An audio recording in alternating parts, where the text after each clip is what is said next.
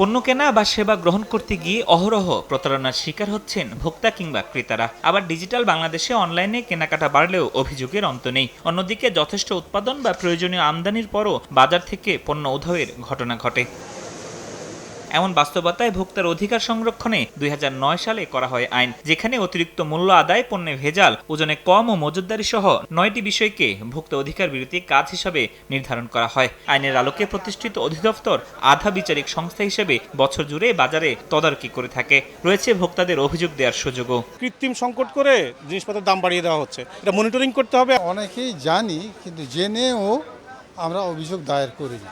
আইন আছে, সাধারণ লোক তো সেভাবে যেতে পারে না, হয়তো কোনো সংগঠনে তারা হয়তো আগিয়ে যায়, কিন্তু আমরা তো ওইভাবে পারি না। আমরা এখনো সে পরিমাণ সচেতন হই নাই যে এই আইন নিয়ে ঘুরবো আর কি। ভোক্তাদের নিয়ে কাজ করা সংগঠন ক্যাব বলছে, ১৯৮৩ সাল থেকে ১৫ই মার্চ ভোক্তা অধিকার দিবস পালন হয়ে আসলেও সঠিক পণ্য ও সেবা পাওয়ার ক্ষেত্রে অনেক ভোক্তাই এখনো অসচেতন। ফলে বরাবরই অধিকারহীন থাকছেন তারা।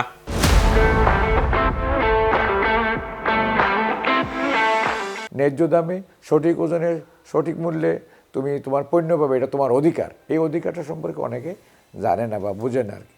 তো তাদেরকে আমরা সচেতন করতেছি আমাদের এই বিভিন্ন এই মিটিং, মিছিল, সেমিনার, সিম্পোজিয়াম। অধিকার বঞ্চিত হওয়ার পেছনে ভুল মানুষকে আইন প্রণেতা হিসেবে নির্বাচন করাকে দায়ী করছেন ভোক্তা অধিদপ্তরের এই কর্তা। পরিস্থিতি বদলাতে হলে সুশাসন প্রতিষ্ঠা প্রয়োজন। প্রতিদিনই ভোক্তা অধিকার লঙ্ঘন দেখা যাচ্ছে, যেটা কোনো স্বাভাবিক চিত্র নয়। এদেশের নাগরিকরা বিভিন্ন সময় ভুল লোককে নির্বাচন করেছে, ভুল লোককে ক্ষমতায় পাঠিয়েছে। তো এখন সমাধান হলো একটা স্বাভাবিক সরকার তৈরি করতে হবে, সুসাধারণ আইন করতে হবে। ২০০৯ সালে যাত্রা শুরুর পর থেকে গত ১৫ ফেব্রুয়ারি পর্যন্ত মোট ৮৪,৪৫৬টি বাজার অভিযানে ১৪৫ কোটি ১৯ লাখ ৫৩ হাজার টাকা জরিমানা করেছে ভোক্তা অধিদপ্তর। এ সময় ভোক্তাদের অভিযোগের ভিত্তিতে ৯,৮৮৬টি প্রতিষ্ঠানকে আর্থিক দণ্ড দেওয়া হয়েছে।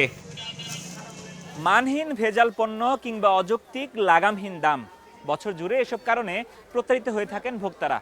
ফলে শুধু দিবস নয়, অধিকার আদায়ে বছরের প্রতিটা দিনই সোচ্চার থাকতে হবে ভোক্তাদের, এমনটি মনে করছেন বিশ্লেষকরা।